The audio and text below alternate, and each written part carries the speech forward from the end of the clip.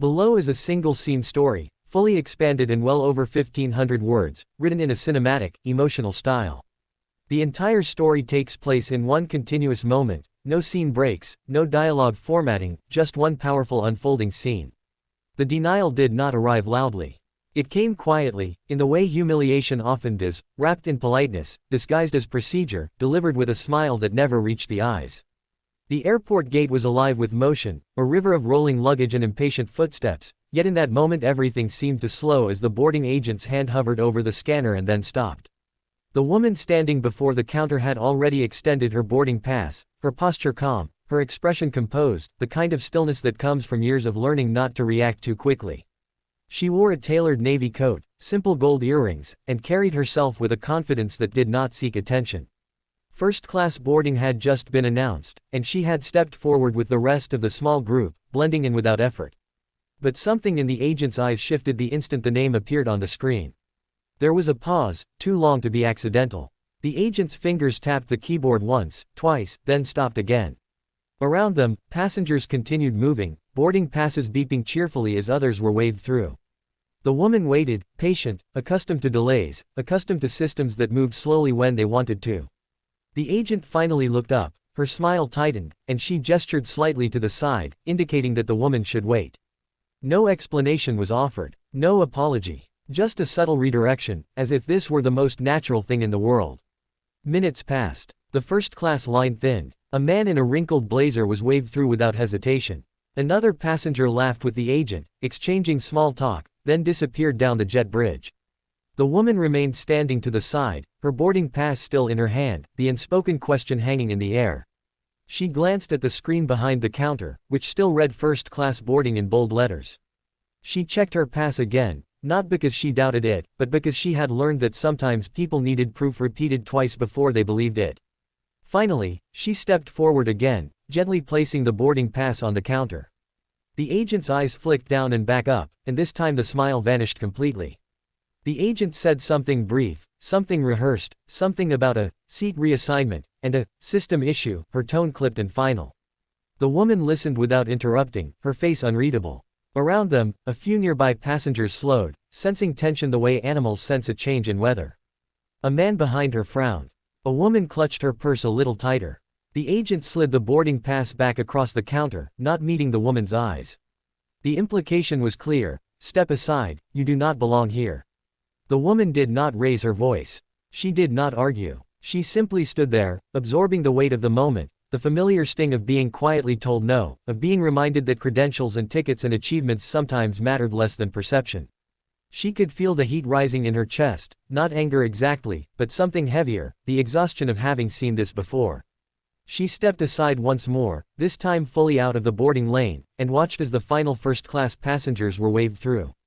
The gate area grew quieter as the general boarding groups were announced. People glanced at her, some with curiosity, some with discomfort, some with indifference. She felt invisible and hyper-visible all at once, standing there with a first-class ticket that suddenly seemed theoretical. What no one around her knew, what the agent certainly did not know, was that this woman had spent her life mastering moments like this. She had learned early that power did not always announce itself, that the most influential people in a room were often the quietest. She had built a career not on loud declarations but on precision, on preparation, on knowing exactly when to act. The airport noise washed over her as she reached into her coat pocket and withdrew her phone, her movements unhurried. She did not rush. Rushing would suggest desperation, and she was not desperate. She scrolled calmly, thumb moving with practiced ease, and selected a contact saved simply under a first name. The phone rang once, then twice, then connected. She did not step away. She did not lower her voice. She spoke softly, efficiently, relaying facts without embellishment: the flight number, the gate, the boarding issue. Her expression remained composed, but her eyes were sharp now, focused. Whatever was being said on the other end caused her to nod once, slowly, as if confirming something she already knew. As she ended the call, the agent glanced up briefly, irritation flickering across her face at the sight of the woman still standing there. The general boarding announcement echoed overhead. A line began to form again, longer this time, messier. The woman remained exactly where she was, just to the side of the counter, neither obstructing nor retreating. She was waiting. The change came subtly at first. A supervisor approached the gate, her stride brisk, her expression serious. She leaned in toward the agent, speaking quietly but firmly, her eyes flicking between the screen and the woman standing nearby.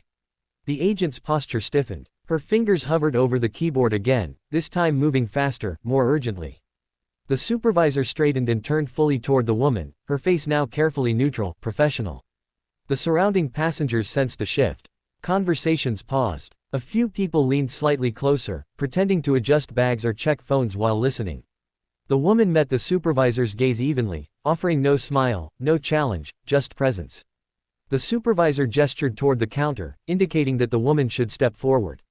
She did, placing her boarding pass down once more, the same piece of paper that had been dismissed minutes earlier now treated with new respect. The supervisor scanned the pass herself. Her expression changed, not dramatically, but enough. A subtle tightening around the eyes, a brief inhale. She glanced at the agent, then back at the woman. Something unspoken passed between them, a recalibration of assumptions. The supervisor nodded once, then turned to the agent and said something that caused the agent's face to flush, color rising quickly up her neck. The agent reprinted something, hands shaking just slightly, and slid a new boarding document across the counter. This time, it was accompanied by an apology, delivered stiffly, as if forced through clenched teeth. The woman listened, accepted the paper, and said nothing. She did not need to. The balance of power in the space had shifted so completely that words were unnecessary. But the moment was not finished. The supervisor did not leave. Instead, she stood there, addressing the agent again, this time with a firmness that could not be mistaken. Other staff members had begun to notice, gathering subtly, pretending to busy themselves nearby. The woman stood quietly as the conversation unfolded around her, the airport hum continuing as if nothing extraordinary were happening, even as something very important was.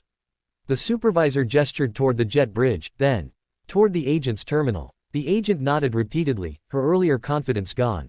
The supervisor then turned back to the woman, her tone now careful, respectful, offering assurances that went beyond the seat itself.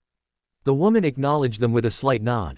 She did not gloat. She did not smile. Vindication, for her, was not about triumph, it was about correction. As she finally walked down the jet bridge, first-class boarding long finished, the space seemed different. A few passengers avoided her gaze. Others watched her with something like awe. One woman offered a small, approving smile. The woman walked steadily, her heels clicking softly against the floor, each step measured. She took her seat without ceremony, placing her bag carefully in the overhead bin, smoothing her coat as she sat. Only then, as the aircraft door closed and the hum of the engines deepened, did she allow herself a quiet breath. Not relief, she had never doubted the outcome, but acknowledgement. Moments like these were never just about a seat. They were about being seen, about systems being forced to confront their own blind spots, about reminding the world that assumptions could be expensive. The plane taxied forward, and outside the window the airport lights blurred into lines of gold. The woman looked out, her reflection faintly visible in the glass, and allowed herself the smallest smile, not for what had been taken back, but for what had been demonstrated. Power did not need to announce itself. Sometimes, it simply waited, made one call, and let the world adjust accordingly.